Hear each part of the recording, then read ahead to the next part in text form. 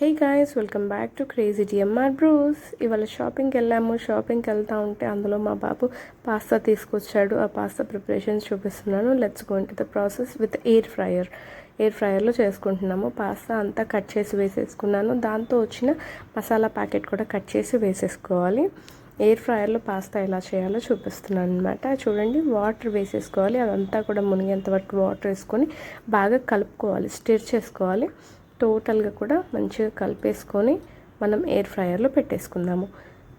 15 minutes పెట్టేసుకొని 200 degrees సెల్సియస్లో పెట్టుకోవాలి. Temperature setting అక్కడ ఉంటుంది, మనం చూసుకోవచ్చు. అక్కడ చాలా ఆప్షన్స్ ఉంటాయి, లైక్ చికెన్ ఏది కుక్ చేయాలి అనేది కూడా ఉంటుంది. అన్ని సెట్టింగ్స్ చూసేసుకొని పెట్టేసుకొని ఎయిర్ ఫ్రైయర్లో పెట్టేసుకుంటున్నాను. ఎయిర్ ఫ్రైయర్లో పెట్టేసుకొని క్లోజ్ చేసేసుకుందాము.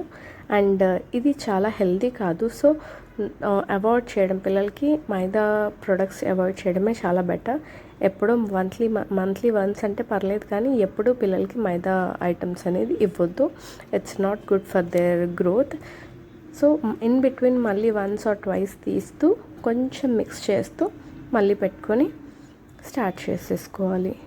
Then it is ready. 2 minutes అయిపోయింది, ఆఫ్ అయిపోయింది అనమాట. ఇప్పుడు ఆఫ్ అయిపోయాక తీసేసి సర్వ్ చేసేసుకొని తినేయడమే. చాలా బాగుంటుంది, బట్ ఎంత హెల్దీ ఫుడ్ అయితే కాదు, కాబట్టి అవాయిడ్ చేయడం బెటర్ అని నా ఒపీనియన్. సో చూడండి, yummy tasty pasta is ready in the air fryer. మనము ఆయిల్ లేకుండా ఏది లేకుండా ఎయిర్ ఫ్రైయర్లో చాలా టైప్స్ ఆఫ్ కుకింగ్స్ చేసుకోవచ్చు.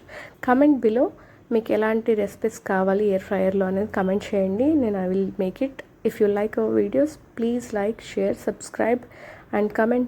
Click on the bell icon.